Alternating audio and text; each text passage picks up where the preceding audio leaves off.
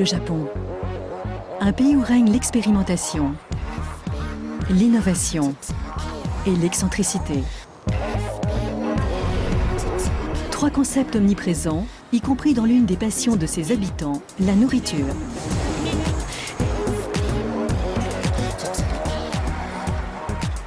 Les Japonais ont un rapport quasi obsessionnel avec la nourriture. Cette crème glacée ne fondra jamais. C'est une cuisine jouissive. La cuisine japonaise intrigue et fascine. Des ramen, encore des ramen. Beaucoup de plats venus de l'étranger finissent par devenir typiquement japonais. Ici, la créativité est une marque de fabrique. Nous sommes les seuls à aborder la gastronomie de cette façon. Je veux que ma cuisine contribue à un monde meilleur. Inventifs et perfectionnistes, les cuisiniers japonais transforment le quotidien en une fête extraordinaire. La cuisine japonaise est en constante évolution. Plongez avec nous au cœur du Japon et découvrez l'essence même de sa gastronomie.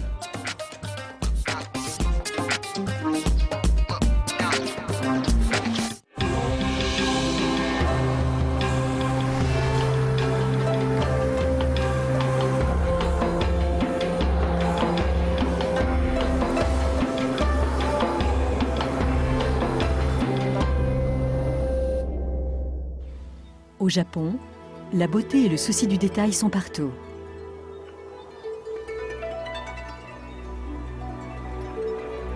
La quête d'une esthétique toujours plus raffinée a élevé la gastronomie au rang d'art national. La moindre touche de couleur a son importance. Créatifs et passionnés, les cuisiniers se consacrent sans compter à la recherche de la perfection culinaire. Qu'il s'agisse de savourer un repas kaiseki hautement raffiné ou d'avaler un bol de nouilles, les Japonais prennent la nourriture très au sérieux.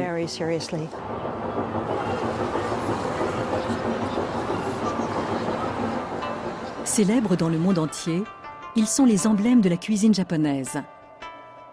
Les sushis, beaux à regarder, délicieux à manger. Réalisés avec les meilleurs poissons du marché, ils reflètent un perfectionnisme sans compromis. Cette recherche du sublime s'appelle le kodawari. Ce mot n'a pas d'équivalent dans notre langue.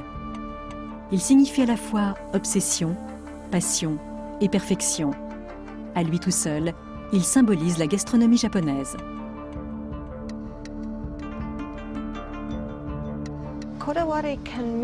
Kodawari signifie choisir les meilleurs ingrédients, les découper comme il convient et les mettre en valeur au maximum.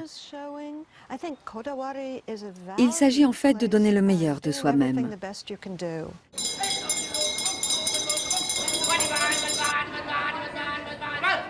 Chaque jour, les cuisiniers de sushi se procurent leurs matières premières dans l'énorme marché aux poissons de Tsukiji, au cœur de Tokyo. Plus d'1 millier de grossistes viennent y négocier leurs marchandises.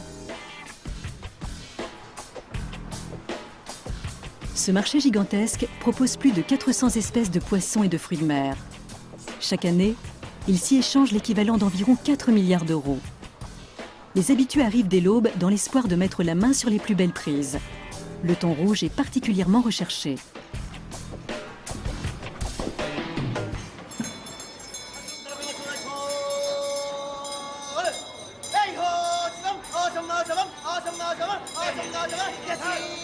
Pourtant, il y a à peine 100 ans, le thon était surnommé le poisson du pauvre et sa chair n'était pas jugée digne de finir en sushi. Aujourd'hui, tout le monde se l'arrache et les prix s'envolent. Il y a une gamme de prix très large. En général, le thon rouge se vend entre 16 et 815 euros le kilo. Mais un thon de plusieurs centaines de kilos s'est déjà vendu à plus de 160 000 euros la pièce. Kazu Miyakami vient à la criée dès 3 heures du matin. C'est un intermédiaire. Il a choisi les meilleurs thons pour ses clients restaurateurs. À un tel niveau d'exigence, acheter du poisson est une entreprise périlleuse. Les plus belles pièces et les plus chères sont pêchées à la ligne au large des côtes japonaises. Leur chair est parfaite pour les sushis, mais leur achat n'est pas sans risque.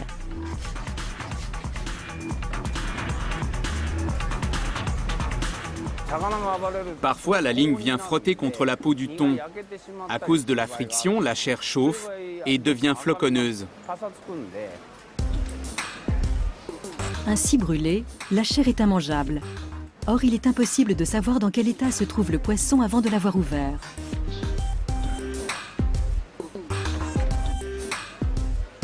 Apparemment, celui-ci est intact, mais les effets d'une brûlure peuvent apparaître plus tard. Kazumi Akami doit se fier à son instinct. Tezuka, l'un de ses clients réguliers, est le propriétaire d'un restaurant de sushi très réputé à Tokyo. Son fils Yoshi l'accompagne. Je reviendrai tout seul plus tard.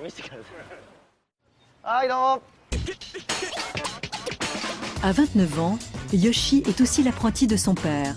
Après des années passées en Europe comme moniteur de ski, il est rentré chez lui pour se préparer à reprendre le restaurant familial. Sa formation est longue et difficile, car la confection des sushis est loin d'être une science exacte.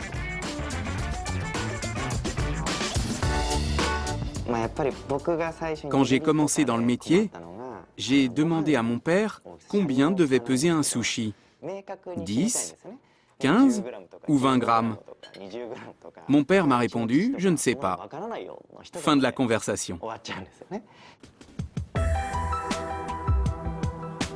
Il n'existe aucun manuel, aucune méthode de fabrication officielle. Seule l'expérience compte. C'est une forme d'artisanat sans concession.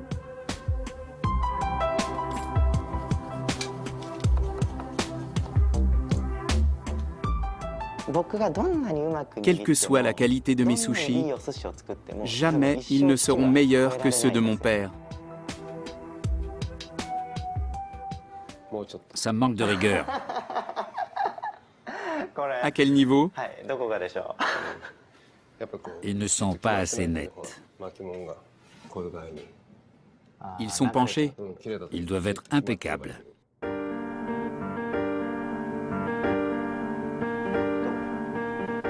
Yoshi s'entraîne sur toutes sortes de poissons, mais le thon rouge lui est encore interdit. Seuls les grands maîtres peuvent s'attaquer au roi des sushis.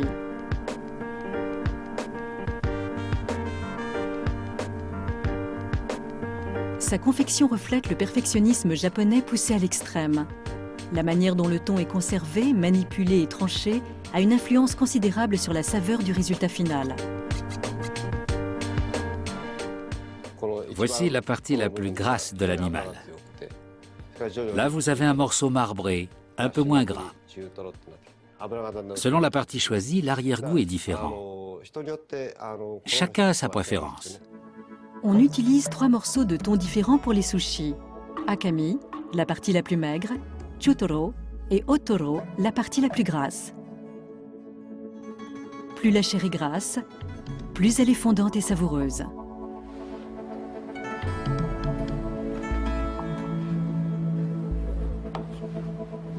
Yoshi sait qu'il ne touchera pas au thon avant que son père ne prenne sa retraite. En attendant, il affine son talent à ses côtés avec patience et humilité.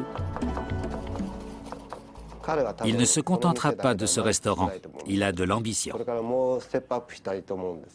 Cet établissement changera le jour où il en deviendra le chef.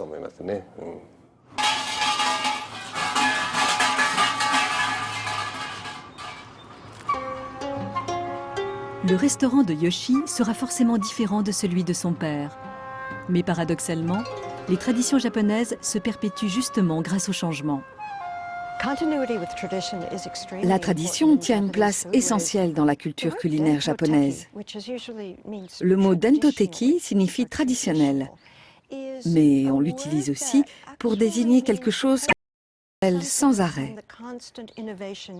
Au Japon, rien n'est immuable. Même les traditions sont en constante évolution. Le sushi moderne a été inventé au début du 19e siècle. Avant cela, le terme sushi désignait une préparation culinaire très différente. Rien à voir avec les bouchées de riz surmontées de poissons frais que l'on connaît aujourd'hui. Au XIVe siècle, les méthodes de conservation modernes n'existaient pas. Il n'y avait qu'une solution, la fermentation. Les ancêtres des sushis étaient donc préparés avec du poisson fermenté.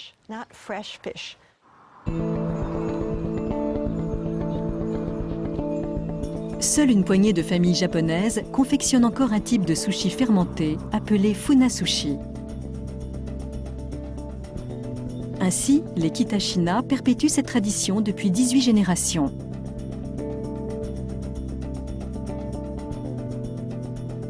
Quand Atsushi Kitamura est entré dans cette famille après s'être marié, il n'avait aucune idée de ce qui l'attendait. Je n'oublierai jamais la première fois où j'ai goûté un funasushi. J'ai ressenti comme une onde électrique qui m'a traversé tout le corps. Le goût des funasushi rappelle celui des fromages à pâte persillée, et leur odeur âcre rebute les moins audacieux. Mais les amateurs disent que leur saveur a quelque chose d'étonnamment universel.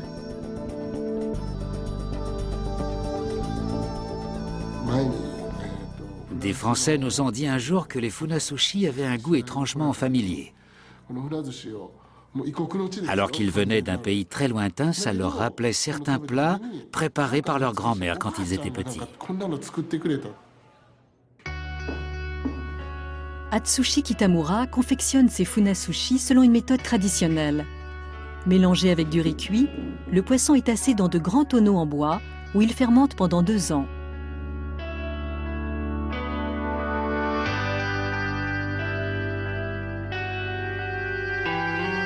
Il est ensuite rincé, puis à nouveau mélangé avec du riz. 2 mois plus tard, l'ensemble est prêt à être dégusté.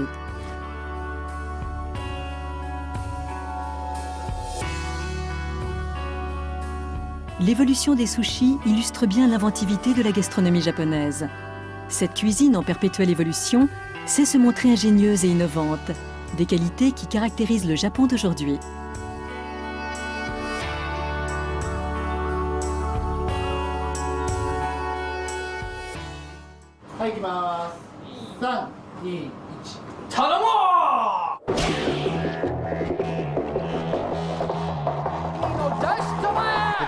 Les Japonais ont un rapport quasi obsessionnel avec la nourriture. À la télévision, les émissions culinaires prennent autant de place que les séries policières aux États-Unis. On vous montre tout, dans les moindres détails. C'est une cuisine jouissive.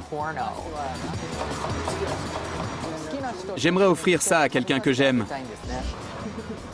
Bon appétit! Au milieu d'un éventail de recettes aussi étranges que raffinées, les Japonais affectionnent tout particulièrement un plat étonnant de simplicité, le ramen.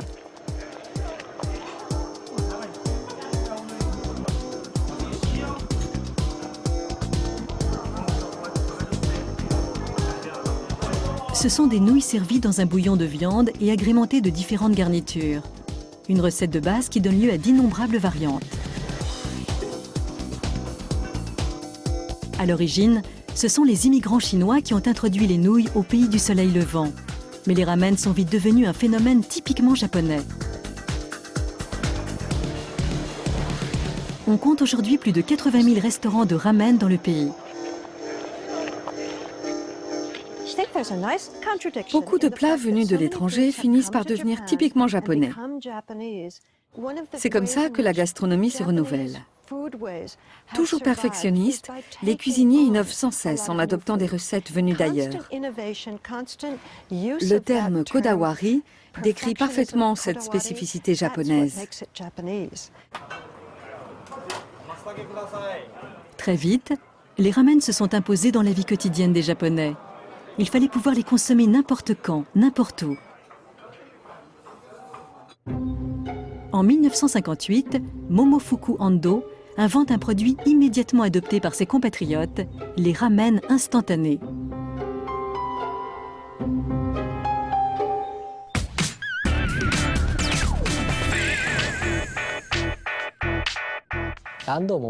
Juste après la guerre, Momofuku Ando a observé les files d'attente qui s'étiraient devant les charrettes des vendeurs de ramen.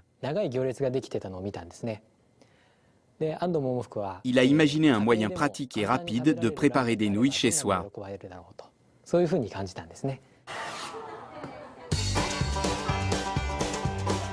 Ces nouilles déshydratées ont rapidement envahi les placards des maisons japonaises.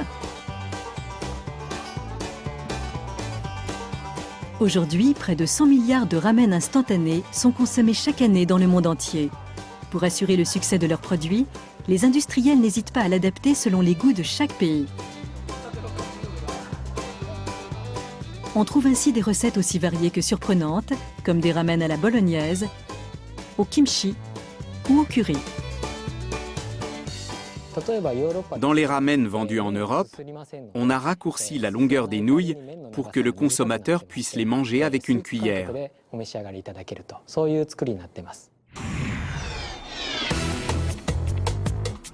Symbole de la créativité japonaise, les variantes sont sans limite.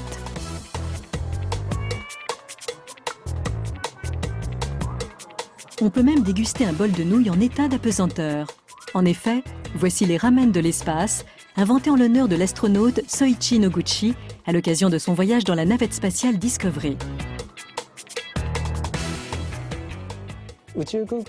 En apesanteur, les ingrédients s'envolaient dans tous les sens. On a donc imaginé une recette avec des nouilles moins souples et un bouillon plus épais. Ça permet aux astronautes de déguster leur ramen à la fourchette.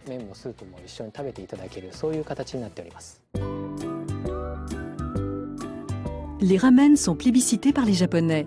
Variés à l'extrême, ils attirent des amateurs de tous les horizons.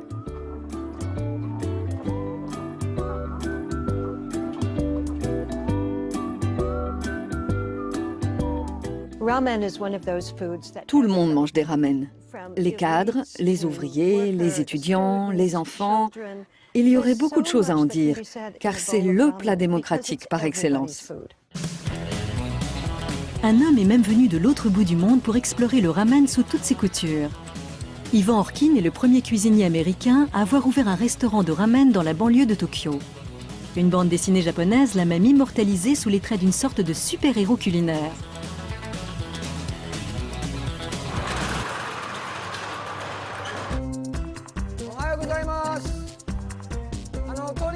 Pour un occidental, se faire un nom dans la gastronomie japonaise relève presque du miracle.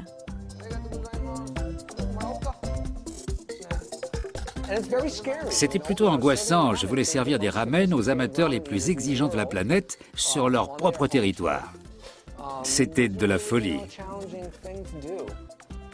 Je n'y connaissais rien, j'ai dû tout apprendre sur le tas. J'ai été obligé de faire mes preuves, parce qu'à l'origine, j'étais juste un Américain qui avait l'audace d'ouvrir un restaurant de ramen à 2 pas de Tokyo. Logiquement, j'aurais dû me planter. Ivan Orkin est loin d'être un débutant. Après avoir fréquenté le célèbre Culinary Institute of America, il a poursuivi sa formation aux côtés de plusieurs grands chefs, comme André Soltner et Bobby Flay. Imprégné de culture occidentale, son approche est forcément différente de celle des cuisiniers japonais. Il a eu l'idée, par exemple, d'utiliser des tomates rôties au four pour garnir ses nouilles. Quand je me suis installé, on m'a dit « tu n'auras pas besoin de four ». Mais j'en ai voulu un quand même. Parce que c'est comme ça que j'ai appris à cuisiner et c'est comme ça que je fonctionne. J'ajoute un peu de shio, un peu de taré pour relever le goût. Et un peu d'huile, c'est indispensable. Ivan Orkin n'hésite pas à bousculer les recettes traditionnelles, mais son but est toujours le même, servir des ramen aux saveurs authentiques. Depuis son arrivée au Japon, il lutte d'arrache-pied pour prouver qu'il est autre chose qu'un Américain perdu dans une cuisine japonaise.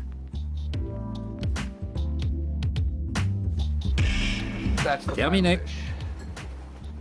J'avais peur de ne pas être pris au sérieux parce que j'étais américain. Je ne voulais surtout pas servir un plat qui ressemblerait à une version américaine du ramen. Je savais qu'on m'attendait au tournant et qu'on risquait de me dire « c'est très bon, mais ce n'est pas un vrai ramen ».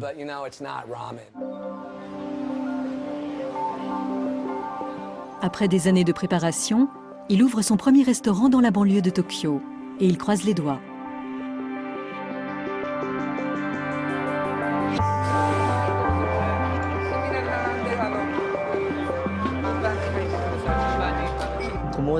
Ce sont des amis qui m'ont fait découvrir ce resto.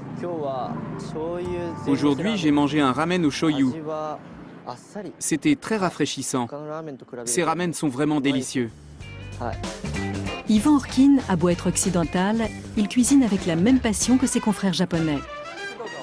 À mon avis, mon restaurant a du succès avant tout parce que je cuisine avec amour. C'est le secret de tous les grands chefs. Ça fait la différence entre une gargote et un établissement de qualité. Temps de cuisson, 46 secondes. J'ai essayé 47 et aussi 45, mais l'idéal, c'est 46.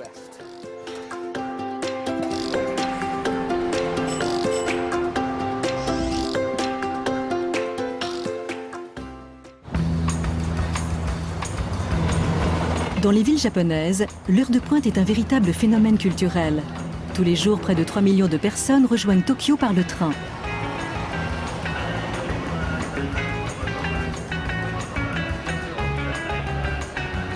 En moyenne, chaque voyageur passe plus d'1 heure dans les rames bondées des transports en commun.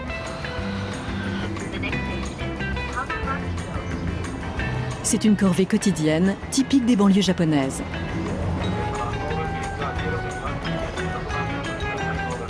Il existe toutefois un objet culinaire insolite qui rend ces trajets un peu moins pénibles. Le bento. C'est une tradition plutôt récente au Japon. Les ekibento sont des boîtes à déjeuner toutes prêtes qu'on achète dans les gares et qu'on déguste dans le train. Certains voyageurs font même un détour pour passer dans les stations qui vendent les meilleurs bento.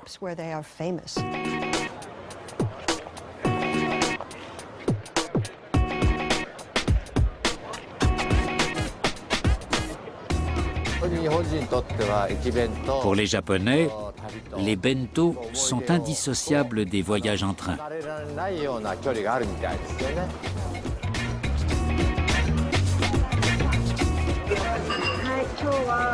Aujourd'hui, j'ai choisi un bento au riz et au bœuf. Il avait l'air vraiment appétissant. Je ne sais pas pourquoi, mais chaque fois que je prends le train, j'ai envie de manger un ekibento. En plus, il y a beaucoup de choix. C'est amusant. À chaque trajet, j'en achète un. Ce phénomène culinaire est même au centre d'une série de mangas où le héros voyage à travers tout le Japon pour goûter les bento des différentes gares.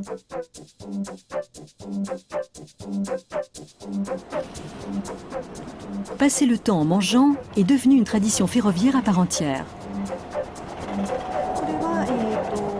Apparemment, ce bento a gagné un grand prix national.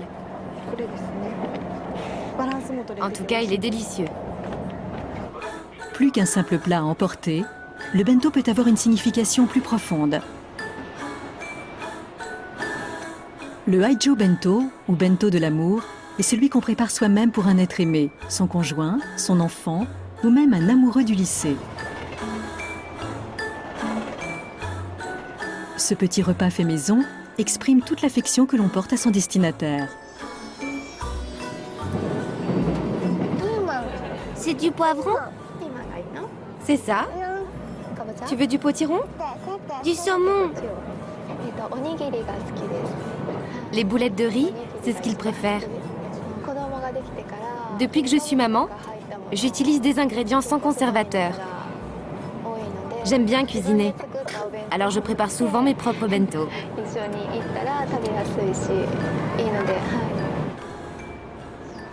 Le bento fait maison est un objet culinaire très particulier. Il fait partie de la vie quotidienne des enfants et incarne pour eux la tendresse de leur mère. Celle-ci fait souvent beaucoup d'efforts pour préparer le meilleur bento possible. Il est le symbole même de l'amour maternel.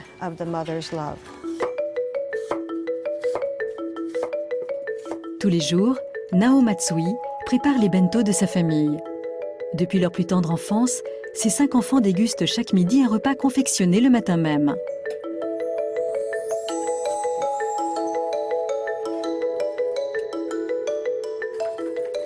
Avant de partir au travail, Nao Matsui dispose d'une petite demi-heure pour cuisiner 7 déjeuners.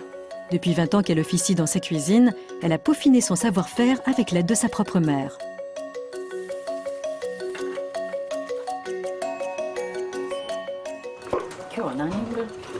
Tu veux que je te prépare combien de boulettes de riz?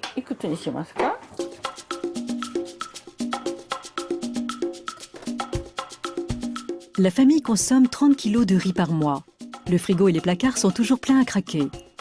À l'heure où les plats cuisinés envahissent les rayons des supermarchés, Nao Matsui prend le temps chaque jour de cuisiner des produits frais. Car le rôle du bento n'est pas seulement de remplir l'estomac, il doit aussi ravir les sens.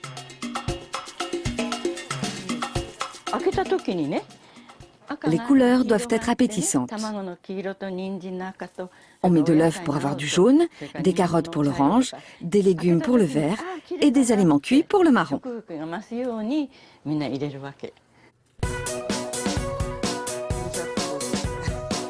Comme dans tous les domaines de la gastronomie japonaise, le perfectionnisme est de mise. Tout le monde est logé à la même enseigne, les mères de famille comme les grands chefs. Le terme kodawari s'applique à tous les niveaux de la cuisine japonaise. Quand on prépare un bento, chaque compartiment de la boîte doit être parfaitement agencé. Même les aliments cachés au fond doivent être impeccables.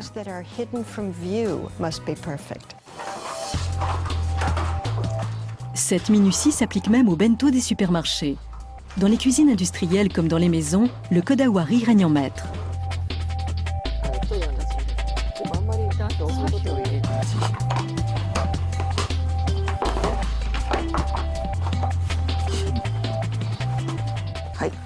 Ça y est, on a enfin terminé.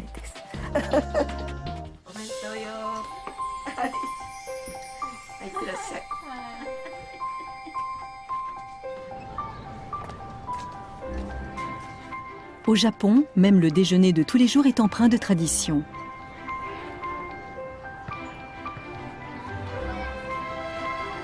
Préparé avec dévouement et avec soin, le bento s'affirme comme le symbole comestible des grandes valeurs japonaises.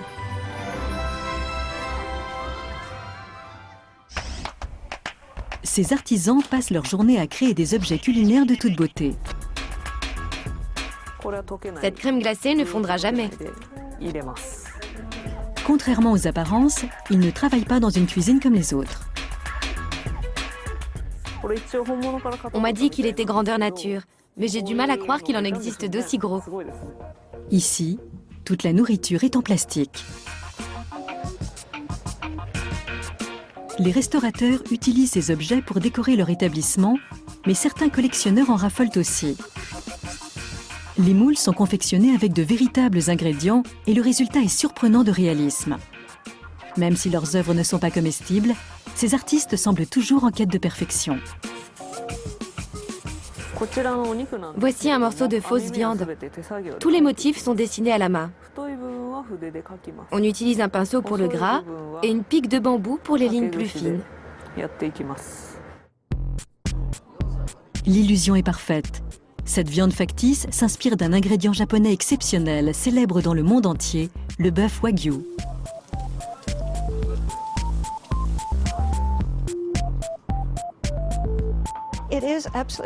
C'est absolument délicieux et typiquement japonais. L'équilibre entre le gras et les fibres plus maigres est d'une rare subtilité. Le wagyu fond littéralement dans la bouche et son goût est sublime. À mes yeux, cette viande incarne à la perfection le kodawari japonais.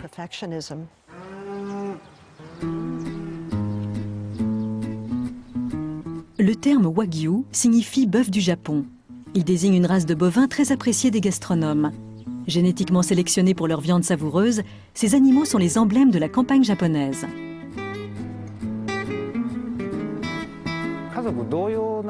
Autrefois, le bœuf était traité comme un animal de compagnie. Au printemps, il labourait les champs et à l'automne, il transportait le riz. Il était proche de l'homme et partageait la vie de toute la famille. Une loi bouddhiste a longtemps interdit aux Japonais de manger de la viande. Elle a été abrogée lors de la restauration de Meiji au cours de la seconde moitié du XIXe siècle.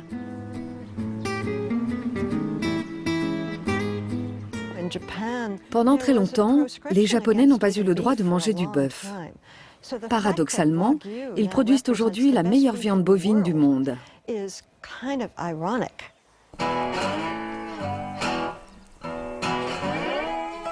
Située dans la préfecture de Gifu, la petite ville de Ida vit au rythme du bétail.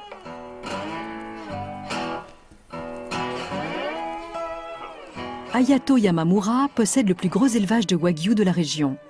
Comme le veut la tradition, il s'occupe de ses 850 bêtes avec un soin tout particulier. Il les a installées dans de vastes étables en bois où des haut-parleurs diffusent une musique douce aux vertus relaxantes.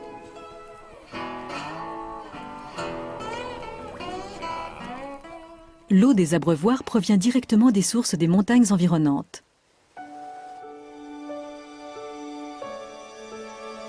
Chaque matin, l'éleveur inspecte ses bœufs un par un.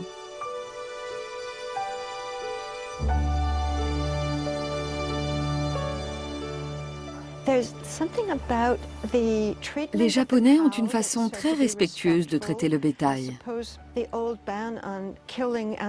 Sans doute à cause de cette ancienne interdiction, ils trouvent normal de bien s'occuper de leurs bêtes avant de les tuer pour les manger.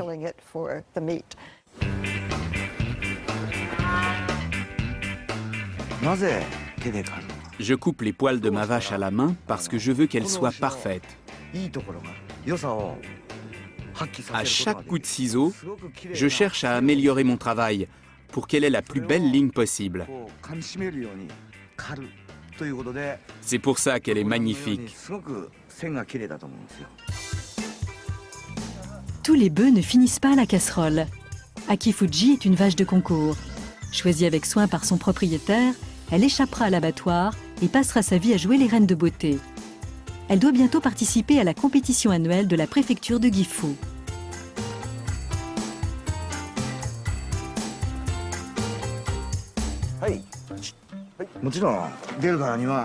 Maintenant que je suis inscrit, je ferai tout ce qu'il faut pour remporter la première place.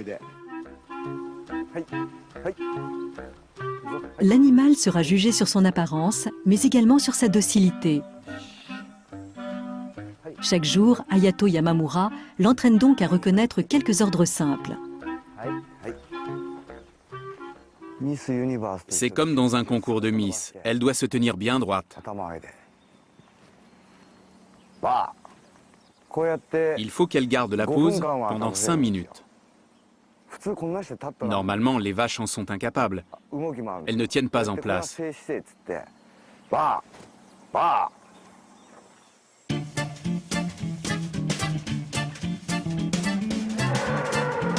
Le jour du concours est finalement arrivé. Près de 200 bœufs wagyu sont rassemblés pour l'occasion.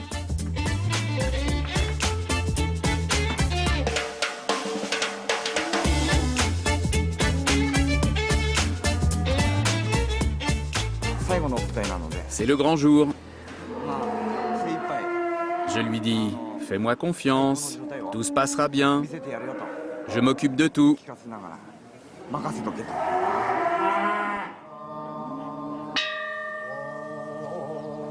Avant le début de la compétition, les participants célèbrent une cérémonie bouddhiste pour apaiser les âmes des bêtes parties à l'abattoir.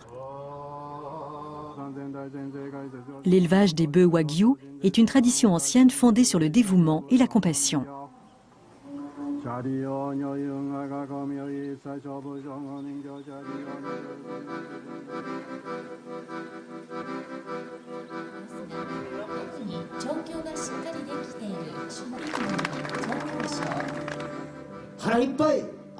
Toute l'année, nous travaillons dans l'espoir de devenir les meilleurs du Japon.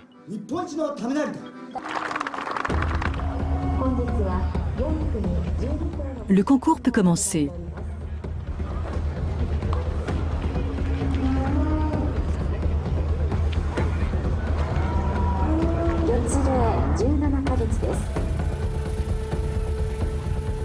Les juges inspectent chaque animal avec attention. Ils examinent la qualité de son cuir et de son pelage. Ils vérifient les proportions de ses membres et contrôlent sa musculature ainsi que la texture de sa chair.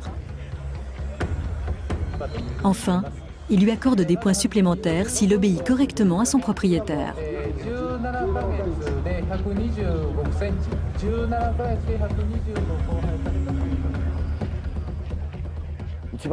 Le plus important n'est pas de remporter le trophée. Cette vache m'a fait rêver. Et ça, c'est précieux.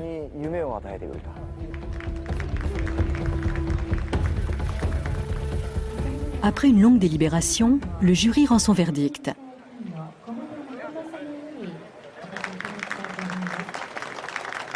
La persévérance de Hayato Yamamura a porté ses fruits. Akifuji remporte sa première médaille d'or.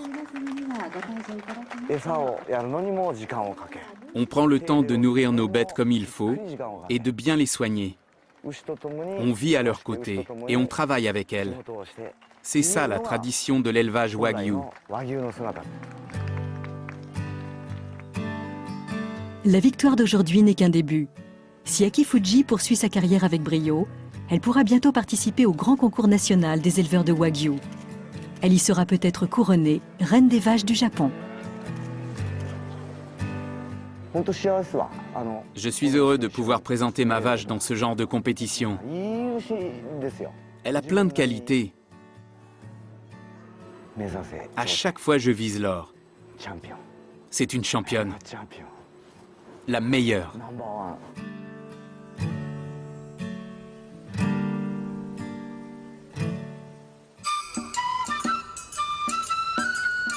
Kyoto, ville antique du Japon. Une fenêtre ouverte sur un passé somptueux. Capitale impériale pendant plus de 1000 ans, elle est aujourd'hui encore le cœur culturel du pays.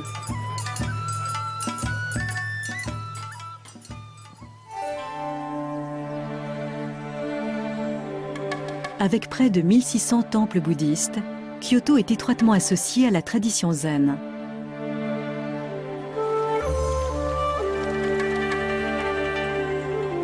Cette spiritualité confère à la ville une grâce toute particulière. Le zen enseigne que la vie est éphémère et en constante évolution. Il faut donc en apprécier chaque instant si l'on veut être heureux. De cette philosophie est né un art culinaire unique en son genre. Le kaiseki, la gastronomie traditionnelle japonaise par excellence. Il n'existe pas de recette précise dans la cuisine kaiseki. Le chef improvise selon l'inspiration du moment. Aujourd'hui, je vais cuisiner tel poisson et le présenter de telle façon. Il porte en plus une attention extrême aux moindres détails.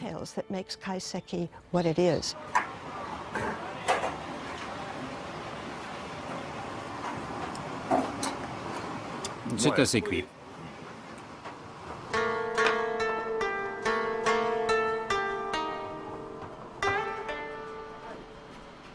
Le cuisinier kaiseki choisit les meilleurs produits de saison et les prépare de manière à exalter sans artifice leur saveur naturelle.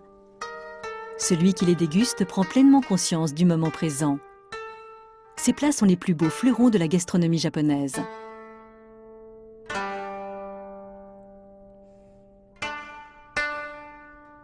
Le kaiseki s'inspire de la méditation zen, qui insiste sur l'importance d'être toujours dans l'instant présent. C'est une cuisine pleine de spiritualité, mais son essence n'est pas religieuse. Elle repose avant tout sur le respect des ingrédients et celui du consommateur. Yoshihiro Murata est le chef d'un célèbre restaurant kaiseki de Kyoto. Cet établissement appartient à sa famille depuis 3 générations. Il y pratique une cuisine à la fois authentique et audacieuse.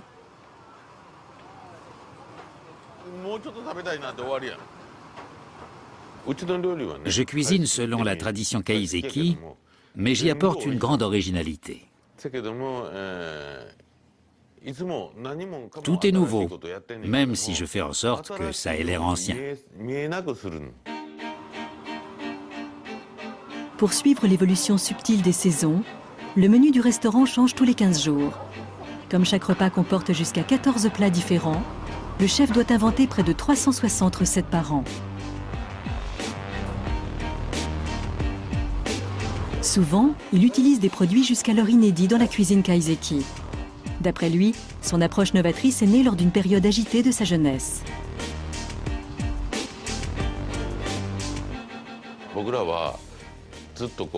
J'ai été éduqué comme un héritier.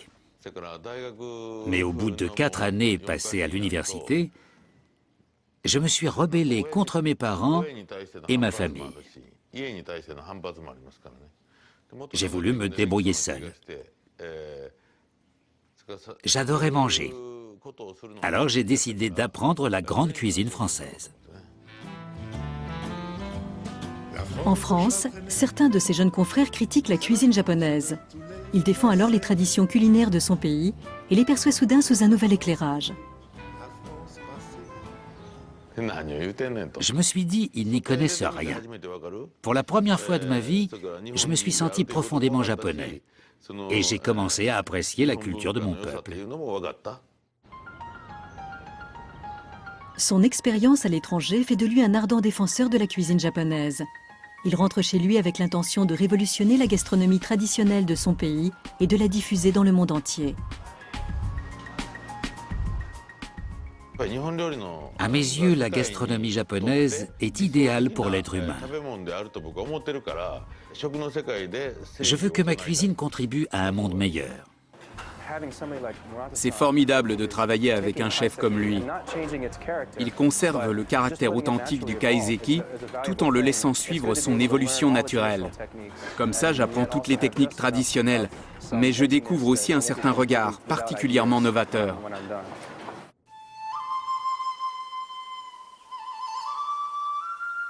Il existe pourtant une tradition que Yoshihiro Murata ne remettra jamais en question, le respect des saisons. Quand un occidental me demande quelle est ma spécialité, je lui réponds les saisons. C'est un principe essentiel du kaiseki. Toujours utiliser des produits de saison, ultra frais et mûrs à point. Je refuse de servir d'autres carottes que celles-ci. Je ne pourrais pas cuisiner avec des vieux légumes de supermarché. L'important, c'est d'attendre que le fruit ou le légume arrive naturellement à maturité. Quand on attend patiemment le premier melon de la saison, le plaisir d'avoir été patient s'ajoute à celui de la dégustation.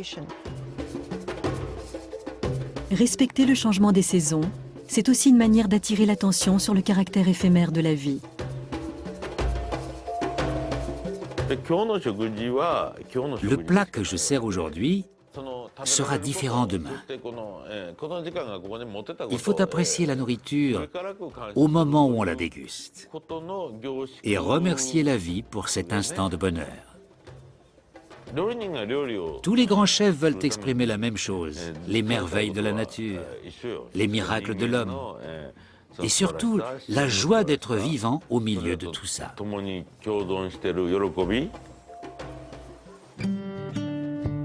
Chaque détail d'un repas japonais célèbre la vie avec passion et élégance. C'est l'expression la plus pure du kodawari, le perfectionnisme absolu propre au Japon.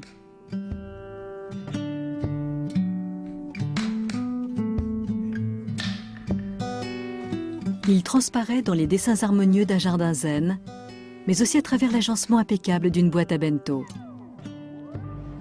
Que l'on soit un cuisinier qui surveille la cuisson de ses nouilles à la seconde près, ou une mère de famille qui prépare avec tendresse le déjeuner de ses enfants, il ne suffit pas d'utiliser des produits frais ou des techniques ultra efficaces.